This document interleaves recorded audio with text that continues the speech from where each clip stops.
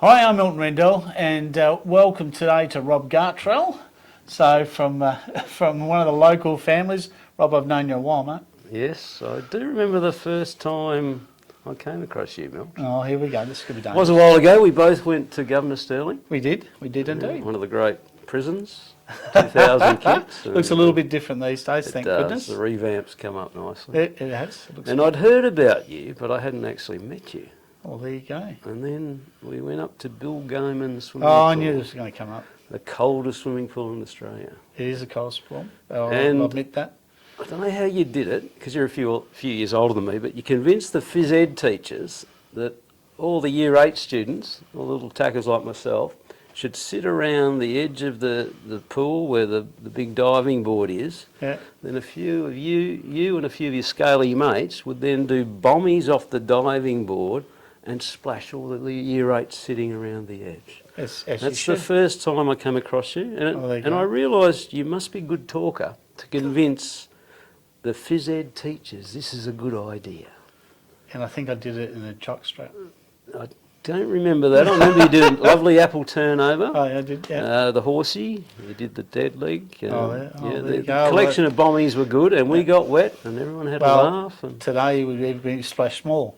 There's a bit more weight behind the body these days. We won't go there. Was Normie Thomas in charge of phys ed? Yes, he was. Oh, He okay. was Norm Thomas in those days. That's going back a bit. That's going Gary, way back. Gary Scott, Gary. Don't know about Gary, but okay. I think it was Wright, Mr. Wright.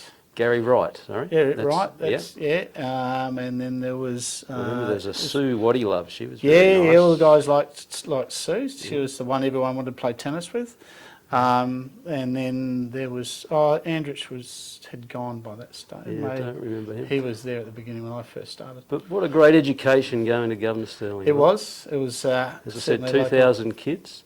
Laurie Saul was the principal. He was. when I was remember there, that. The great Yeah, Laurie Saul, lovely man. He was actually a lovely guy.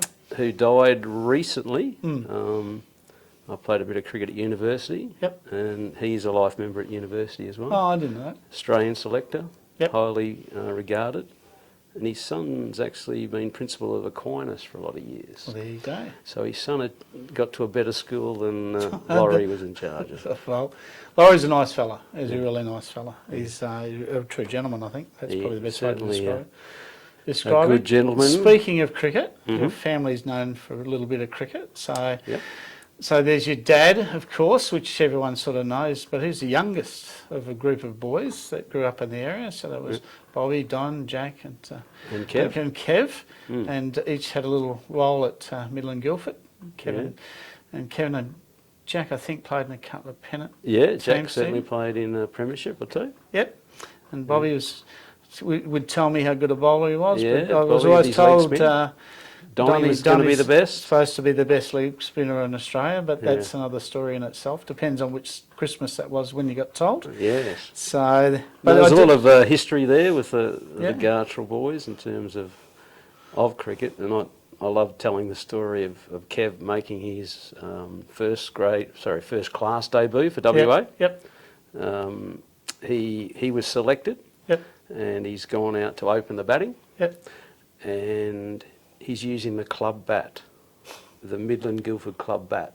So these days, obviously, everyone has 1, 2, 10, 15 bats. A bag full of Kev bats. Yep. opened the batting for Western Australia using the club bat. The other problem that created was that the club Midland Guildford then was missing one bat. So they had a lot of trouble fulfilling their requirements in the normal grade system. So when we get the kids coming in the shop, going at the parents, I want this bat, I often point over to Kevin and say, see that guy there? He played for WA using a club cricket bat. And that's how it was done back in the day. And then, funny enough, a doctor in Midland heard of the situation and bought Kev his first cricket bats that he could use for WA. Oh, cool. Yeah, that's very good. So and your dad was a bit of a baseballer too. Yes, most of the cricketers in those days played baseball as well. Initially, the idea was sort of a fitness thing. From one cricket season to the next. A lot of them played Aussie rules as well, obviously, but baseball was sort of a pastime thing. But they really got into it, and baseball was growing a little bit in Australia at that stage, and so they had a lot of success too on the baseball field. And Kev always said, he's always said to me that he would love to have gone to America and played baseball. Oh, cool. Yeah. He probably, in a funny way, he probably enjoyed baseball almost more than cricket. Oh, wow. Strangely enough, yeah. And when he did manage to get across there on a trip, he took my mother June across on just a trip, you know, when they're in their 40s or 50s. He had to go and see a baseball game. And he just absolutely loved it. Yeah. Well, he was best mate. Spud was Keith, as we know, is a pretty handy baseballer himself. Yeah, well, I said a lot of the cricketers, Peter Cahoon, all those sort of guys played. They played a lot of baseball together. So. And getting back to Kevin, he also pulled on the jumper for Swan Districts as well. He did, yeah. His footy career wasn't probably as successful as he hoped, but he did play league football. Yep. He's probably a bit small to be playing centre half forward where they played him. And he said he got cleaned up a couple of times, broken collarbones early on. Yep. And I know Keith Slater always tells the stories whereby he'd always have to go in and remonstrate with the opposition because one of them had cleaned Kev up again. Yep. So he said Kev was a bit of a nuisance for Spud's career as well because he had to look after him. So, he had about 3 seasons of league footy with Swan. Oh, cool. Yeah. And you had a little run around yourself? Yeah, played some Colts. Yep. I managed to sneak a reserves game in, and which was good fun. I was at my last season of Colts. I was at uni studying, and I had a lecture on, so I couldn't actually get back to Bassendean Oval to train with the Colts team. Yep. So Kev, in his wisdom, decided to speak to John Todd, the coach. So I got to train with the league team. Oh.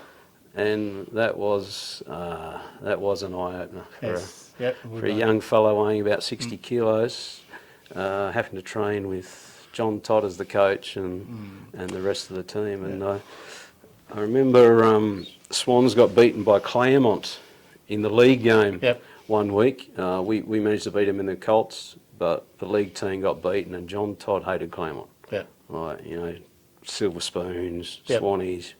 And Swan's performance in that league game wasn't too good, so he was pretty upset. So we rock up to training on the Tuesday night, and I was a little bit worried about what was going to happen. And Toddy spent probably the first 10 minutes just going through every player, underlying their problems and their faults. Obviously, I wasn't playing league, so I escaped for that. And there was a couple of reserve guys with us as well. So then he said, "Rightio, boys, the first drill we're going to do, I'm going to roll out the ball. You blokes are going to be in 5 different lines, and the person at the front of the line, I want to see who wants to get the ball." So basically 5 guys had to run in at the ball at the same time and see who wanted it the most. Yep. Toddy was renowned for that. And I remember thinking, this isn't a good drill. I don't think I want to be involved in this. So you really had to make the decision then whether you're going to miss the start, i.e. not quite get there, or you're going to jump the start and hopefully not get run down. I remember we did lose 2 guys. Two guys got hurt and didn't play the league game the next week. It was scary. It was Toddy was renowned for his sprays. Yeah. I sort of spoke to Brian Close and Gary McDonald, a few of those guys, and who moved on. Yep. And I remember playing in a skills thing where we played a combined game with the league, and I was playing on a half-forward flank, and this guy called John Koo played league the following year, and I was only 17, so the ball's been bounced, he's taken off 300 mile an hour, taken a handball from the centre, kicked it up, and all I could hear was this blah, blah, blah, you, number 14, which was me. Yeah, of course. And I copped the biggest spray from the tower that you could ever imagine. Here's me, I was doing 16, turning 17, going, no one's ever told me I'm supposed to follow up a half-back flanker when he spins through the middle. I learnt later, but that was an eye-opener, a bit like you. It's got to play with the league guys, so it was a bit of fun. Yeah, he's amazing. Amazing guy. And he used to. I haven't seen him for a little while, but he used to come up to the shop a bit and fit him out with some shoes, and he had the worst feet you've ever seen. His hands were just shocking. And he obviously did his knee at a young age, and he achieved so much. And the way Keith and others talk about him, Keith Slater, and you go, this guy must, his talents to play with a a knee these days that you could probably fix and play, but he yeah. played in an era where once you did your basically your ACL, you know, you were gone, and he did that at a young age. Yep. An amazing, and a really good fellow to talk to too. He's quite a storyteller. In fairness, he was only the second most scariest guy at Swans at the time. Oh, okay. Ron Boucher scared me the most. Yeah, I ran into Butch Hemmings. Do you remember Butch Hemmings? Yes, I do, yep. So in that same game, I've taken a mark and I've decided stupidly to put my knee in the back of his head, and he's turned around and just let me know that I'm a young boy and that I shouldn't be on the field. The next time I went up there, he just happened to flick his fist back and split my right eyebrow, and I blood and crap everywhere. And Gary McDonald runs past me and says, "Welcome to the big boys." So, that was certainly, different. It was a completely different world. Yeah. Completely different. Well, once again, Ron Boucher, he comes in the shop every now and again. Yeah.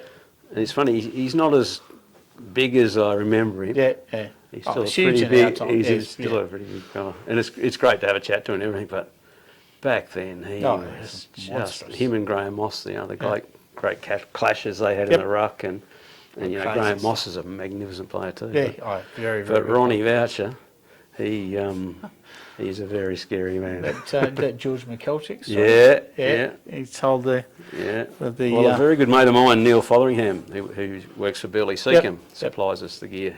He played that game. Oh, okay. Yeah, and George did something he shouldn't have done to Squirrel Ron. Yeah, pretty much. Give him the squirrel. Pretty much. And Neil said he was one of three guys trying to pull Boucher off McKelchick because McKelchick was going to die. Yeah. Ron was a little incensed, and fair enough. Yeah, as it was. Yeah. So, there you go. So, it was like obviously Swans. Now, you played a bit of state cricket yourself? Yeah, well, my footy sort of finished up because cricket was going along okay, and, you know, I wasn't going to make it as a footballer anyway. But, my cricket took me to England. Yep. So, in the off-season, I'd play in England, and I did that for 3 years. So, that was... Yeah, that was great fun, and I always encourage any of the guys who work for us now, you know, if you get the chance to go across to England, you spend 5 months over there and telling stories about Australia and playing a bit of cricket. So it's, you know, it's a great lifestyle, and just to see different cultures, you know, it's also good. So that was fun. Oh, it's good. And like I say, for 3 years, it's pretty good at that age because you're probably in the early 20s, I guess. Yeah, I just finished uni, so I was 23, I think. So 1984 I went across. And the family, by chance, the family I stayed with, their son, who's a little bit younger than me, I got to know him, and he ended up marrying a Perth girl, and he lives in Perth. Oh, well, there you go. Yeah, so, and we're still, you know, good mates, and he gets down to Gloucester Park on occasions as well, Milton. There you go. And of course, your family had a great relationship with Alex Stewart as well. Yeah. So Alec came across as a 18-year-old. Him and I worked in the store together. Yep. So once again, I must have been 18 because I was going to uni, and I was obviously working in the store in between uni. And Alec came across, and we worked together for 6 months in the store selling cricket stuff. So great fella. No, he's a nice guy. We've sort of kept in touch ever since.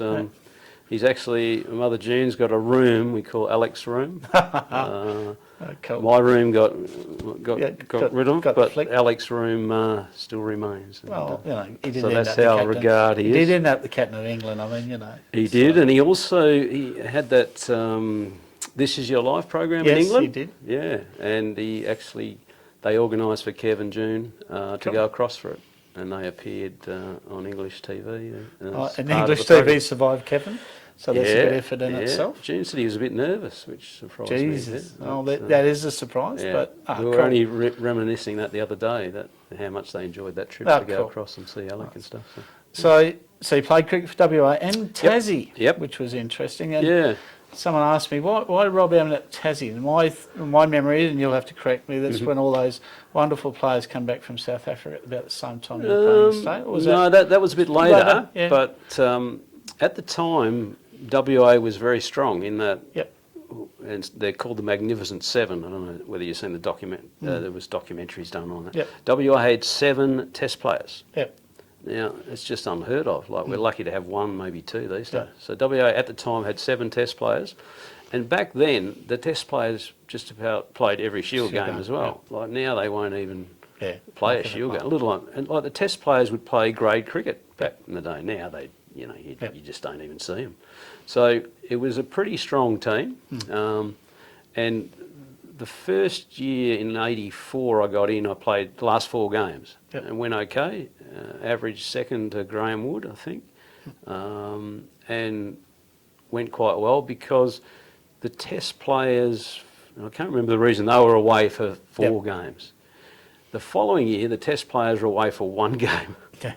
So all of a sudden, myself, guys like Tom Moody, Peter Ganola, Gary Honors, a lot of us in that bracket were really, Mark McPhee, were fighting for 1 spot and in 1 game. So I sort of looked at that and thought, gee, this is going to be tough. So that game came along and I was actually made 12th man for that game. They played Mark McPhee ahead of us.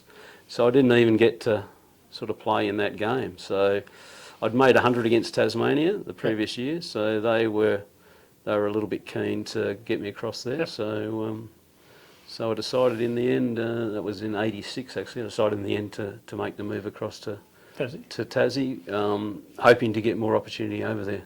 The difficulty was, unless you're going to be a test player, the financial side was fairly thin. I remember we were basically earning.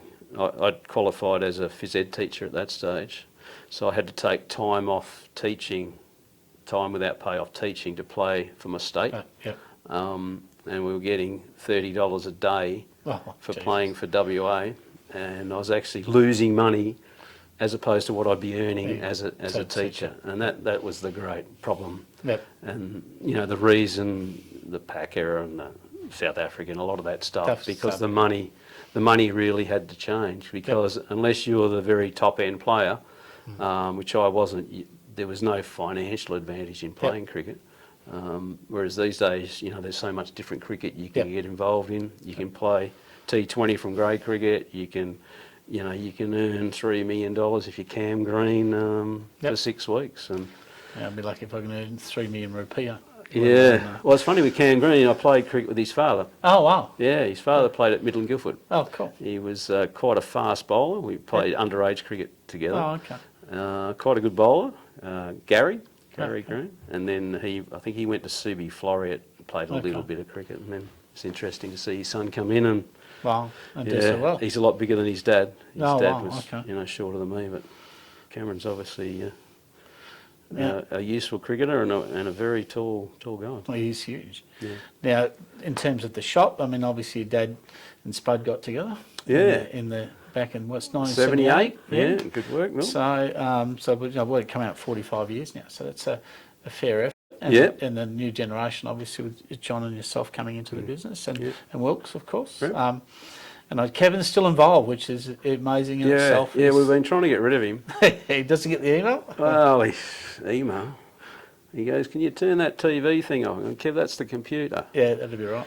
Yeah, we've been trying to get rid of him. But he said, as he says, look, I'm only 87. I said, no, you're only 86, Kev. I'll be 87 soon. Wow.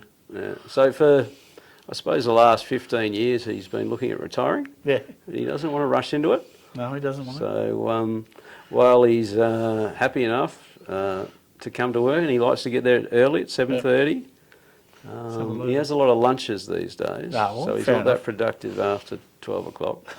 But he still likes to get there, and it's great for my mother because she is able to push that burden onto her sons, Rob and John, to look after their father. So she's quite happy that he's at work also. Now, you guys are located in what used to be, when I was a kid and you were a kid, was the main hub on the Helena Street, which used to be two-way. So they used to have the shops there and the two-way street. And used to pump, didn't it? And Great Northern Highway was full of shops and all the rest of it, and the pub next door used to be quite busy and all the rest of it. It's a bit quieter and different now, but you've certainly stretched from the small little shop that Kevin and Spud started on Great Eastern Highway near the pub there to where you are now. You've spread yourself quite. How many square metres have you got? I mean, it's massive. Yeah, we've got a few. We obviously when Kevin Spud first started the shop, the original shop was in a different location and very narrow. And Kev actually kept working at Wigmore's. Yep. I think it was called Wigmore's back then, now Westrack. Yep. He kept actually his day job going. Yep. So Keith and Mum June ran the sports store just to see how it would go. Okay. Yep. And then after a short period, then Kev came on board because it was going nicely. Yep. And then they moved across the road, the shop, across to what they used to call Madison Square Gardens. There used to be a lot of issues of fighting and stuff going on. Some challenges. Yeah.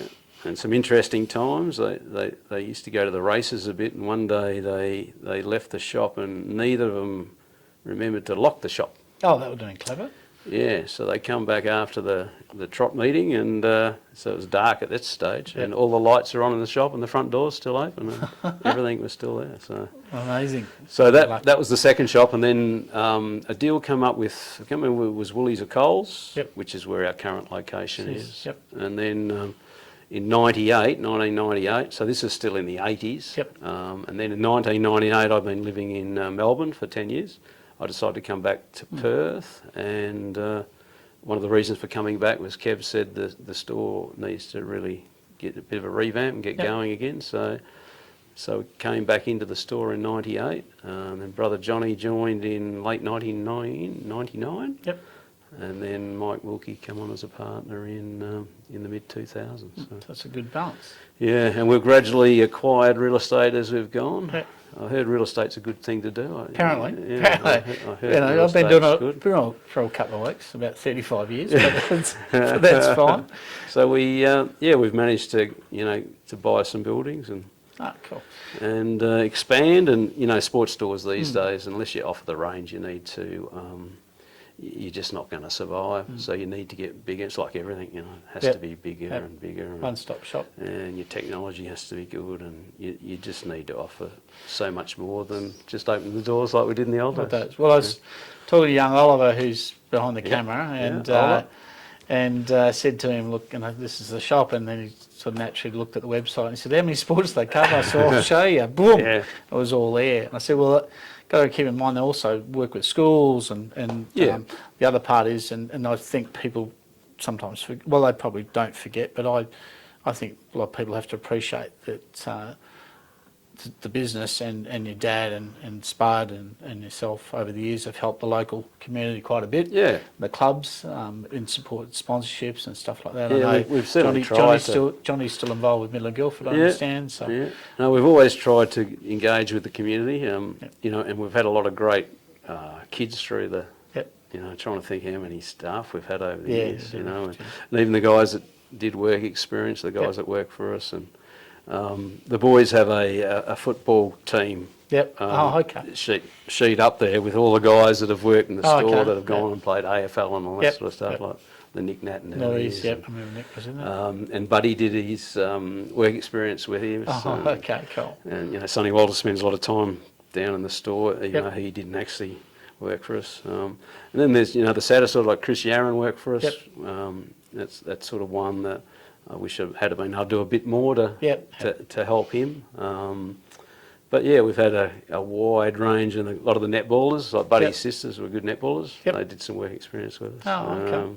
Cool. Yeah, so there's been, and obviously the cricketers have been been a few. Endless that have come through that have been at the early stage of their working life, stroke cricket life, and then have gone on to play. I remember going into the back of your shop because remember you used to have the indoor cricket. Yeah, indoor cricket, which I actually played in a team with your father, believe it or not. So, I think I was the youngest by about 30 years, but that's another story.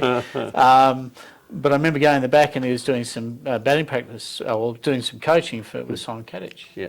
At the time, he was his batting coach. So, people don't understand that. And I mean, Kevin also, was a state selector at one stage. Yeah, state selector, And he's got an Order of Australia as well. well. You beat me too. I was going to say he's milked it that much, Kev, that someone put his name up for an Order of Australia. So he received that. Well deserved. Yeah, unfortunately it was at COVID time too, so he didn't even get to get the scones and everything. He's dirty.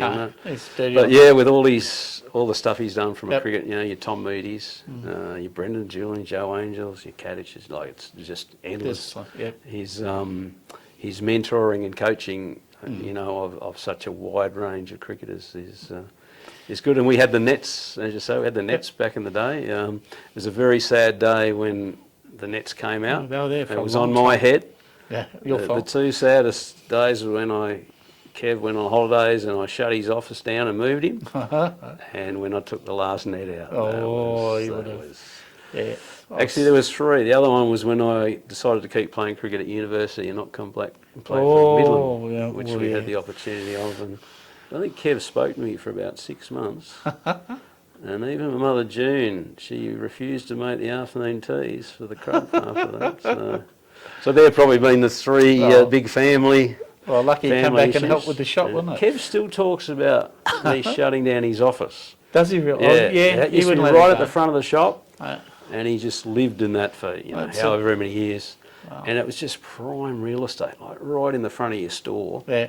You got Kev's office, and it was a dinky little office, Yep. but he'd have be able to make his cup of coffee, and people would come in, and there was nowhere to sit. You sort of had to sit on a ledge. And He likes to chat too. Oh, and he just loved this spot. Right. And when I shut it down, obviously, he was a little disappointed, but he got over it. He still hasn't forgiven me for running out Bobby. He likes you. Kev likes you. I'm not sure why. But who knows why, but I still every now and then get reminded about Bobby, and that would be shivers. That'd be 40 years ago. So for those who don't know, I was a blow-in player for the Gartrells. You were against the Hampsons. Yeah. So it was all Gartrells plus one Rendell. It was, yes. So that was an interesting game. Yeah. I had a bowl, ended up keeping at the end because your cousin Ray hurt his knee or something. So I don't know how I went there, but apparently stopped a few. But but I got a few runs. Yeah. Mind you were umpiring. You probably could have given me out about 8 times, I reckon. No, they're all missing. All missing. But I always pride myself in saying I came second in the batting behind you. You went out there, made 50 in about 10 seconds, and I batted forever for 27. I think we had some issues, and then you came out and rescued the game for us. Yeah, if I remember correctly, we were actually there was a lot. Typical Garnet. We're thinking, oh, this is just a shoe in, and Robbie's done this, and then everyone started to get out. And I remember you had to come in and actually save the day for us, because it would have been embarrassing to lose. And to give this clarity on the run out with Bobby. Yes. So I can't remember the run. Yeah, I've Bobby, but Bob's.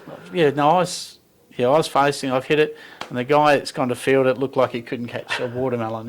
He's missed it. And it's gone over his head. And I've said, we'll do the one, Bobby. And he goes, nah, he looks hopeless. We'll do two. Turned around. The guy didn't look like he'd ever played cricket in his life. He's thrown it from the boundary and he's run Bobby out by about 5 metres. No one spoke to me for about an hour. You got the blame for it. Every Christmas for quite some time I was constantly reminded about that. But anyway, it was. But always, like you said, I'd sort of tell them every now and then I saved the game. Yeah, but nobody believes me. I do remember we were in trouble. Yeah, so but it was quite a good game. It was pretty close. It's two families were fairly close. But that's going back a bit. Now, one of the last things probably to cover, trotting. What about the horses? The horses, you've got to bring the trotting in. So, horses is great fun. Once again, through the cricket connections and Governor Sterling again. Yep. A mate of mine, Greg Bond. Yep. He went to Kalgoorlie. Him and I played junior cricket, then he went to Kalgoorlie. I went to Tassie, then to Melbourne. Yep.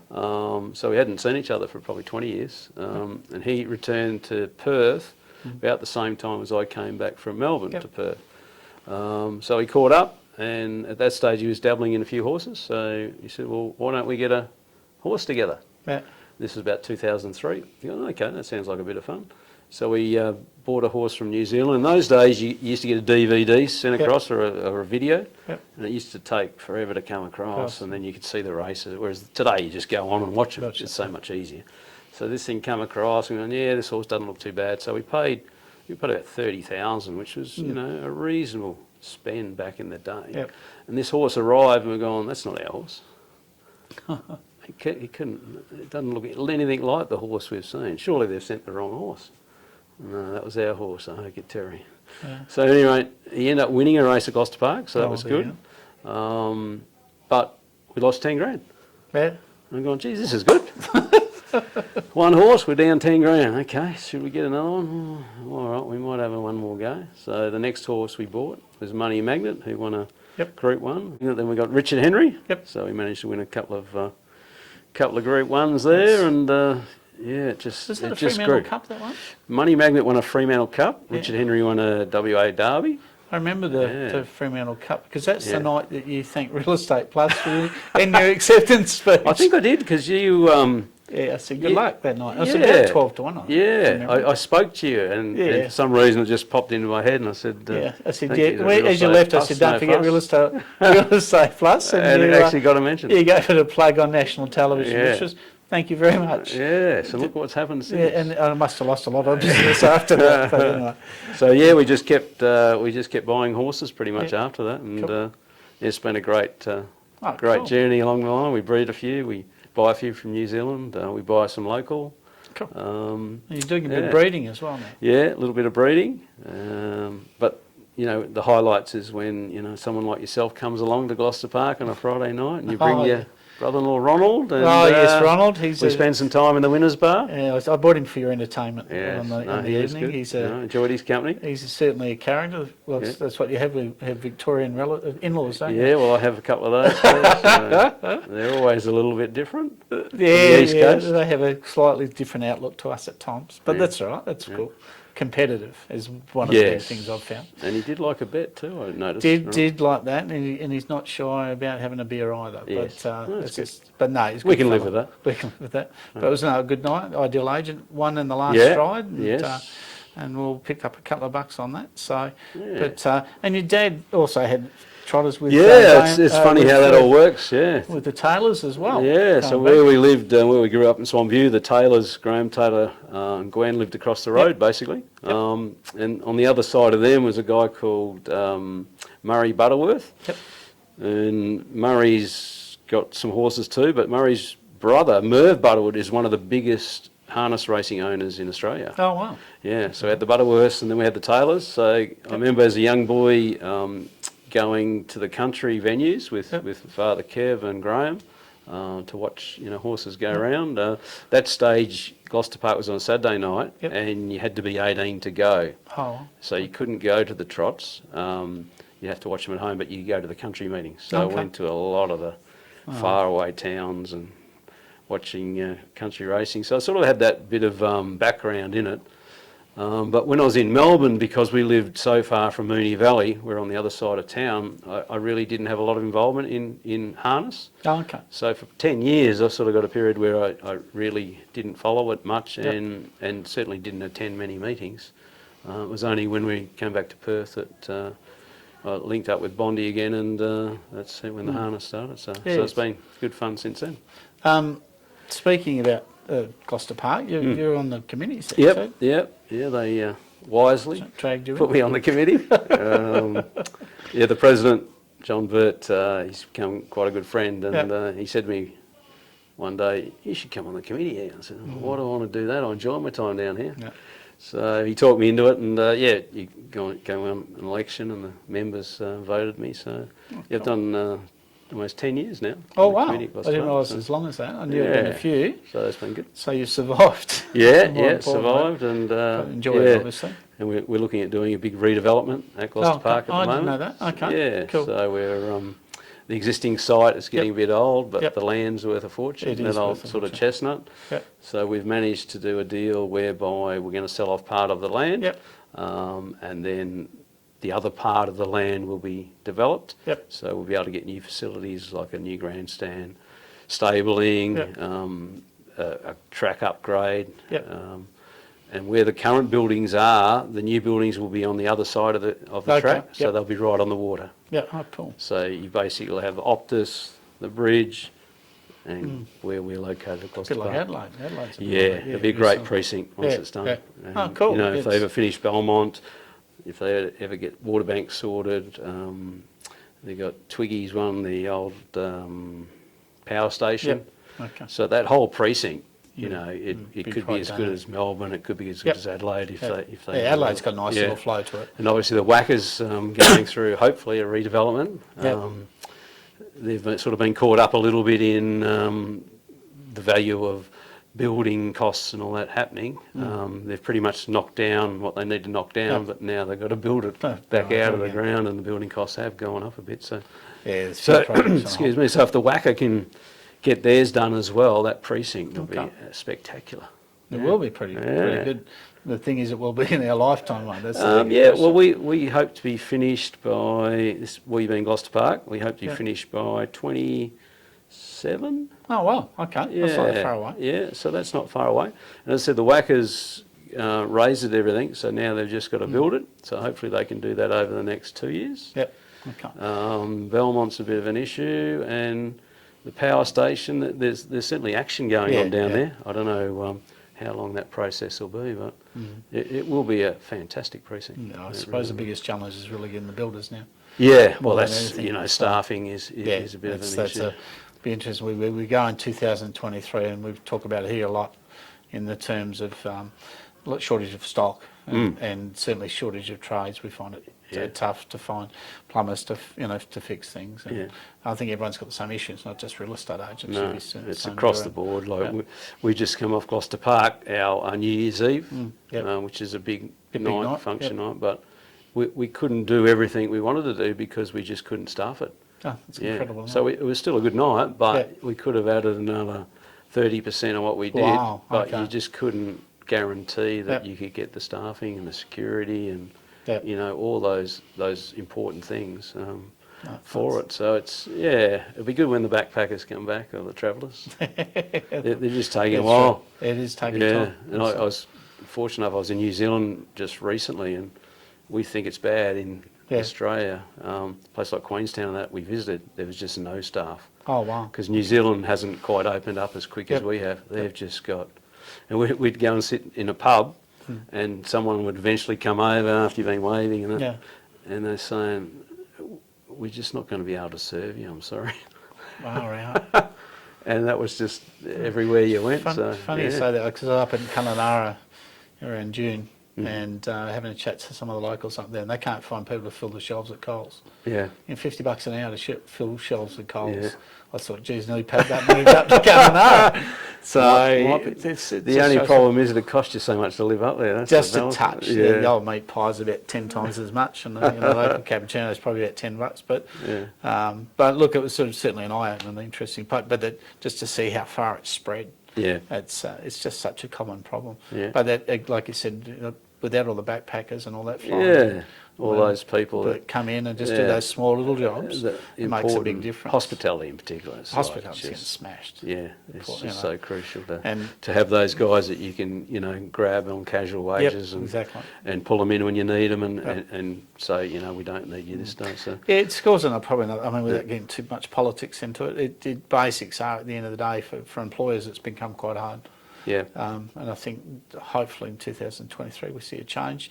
We've found that in our industry, and you certainly would have, particularly in retail, it would have been hard because people got so many options to what they can do. Yeah. And the other thing is that everyone wants to be so fluid that they'll swap jobs quickly because they know they can. There's going to be a time when that doesn't exist. And, there'll be few it's probably a little way off still. As I said, in New Zealand, we found a lot of the stores, a lot of the restaurants were closed for 2 days. Wow. So not only did you not have quality service when they were open, they actually had to close for 2 days because the staffing, once again, they couldn't, 7-day trading wasn't an option. Yeah. And in Queenstown, they have 2 casinos. Yep. Oh, I didn't know that. Yeah. Okay. So I go to visit the second one because I didn't go too well at the first one. Tried the other one. It's not open. Is that right? They can't even stock the casinos with people. They just wow! So then things are tough. Yeah. Well, they say if Australia gets the sniffles, that New Zealand gets pneumonia. It's but on the flip side, when it starts to improve, we improve quite quickly after it. Yeah. So they are a good measuring stick for us. Yeah. So that may be where we've still got a bit of that to go. And again, we're still hearing different stories on the East Coast in terms of real estate and everything else as well. Yeah. Well, I mean, COVID's changed a lot of things. Yeah. So it's certainly it's had some positives too. Just the way people work and. Yeah, it's an interesting one. Yeah, it's trying to get that balance.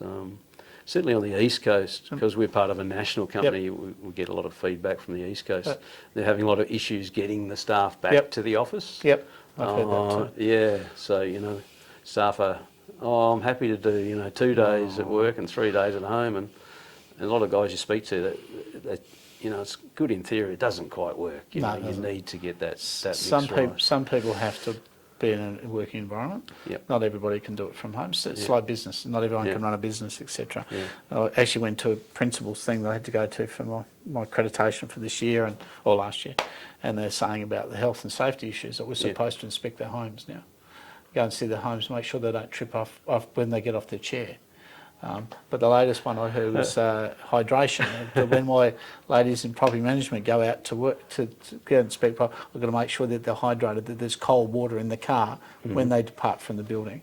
So this is sort of where the world's going, which we won't get. Which is interesting. Yeah, it's an eye-opener in itself. Possibly not sustainable, but as I said, our head office that runs our sports business, they have quite a few staff, and you do need to get all your staff together at times to talk and bounce ideas and that. So and covering holidays and stuff like that. Unless you can get them all back, it does make it difficult. So COVID's sort of shown that. We've got a couple of guys at work who've got COVID again for a second time. So it's not going away. It's interesting to see Renshaw's playing a test match with COVID. That's obviously the moving on and being able to deal with it, but it's still a constant thing. So. All right, well, Rob, well, thanks very much. Well, thanks, Milt. It was nice to catch up on such a warm day in Midland. Yes, it's a bit of a warm one today. It's about 37 degrees or something outside. I walked over and it was about 37. We were hoping to stand out in the open, but the two of us would probably melt. I've got a little bit more. And I've got a few skin issues, so I'm happy to stay out of the sun. Yeah, and I didn't want to get my Christmas shirt too sweaty. You've got skin issues, I've got skin folds. So that's the difference between the two of us. But mate, thanks for your time, and thank you to your family also for what they contribute to the local community. All the best. Thanks, mate. Thank you. Thank you.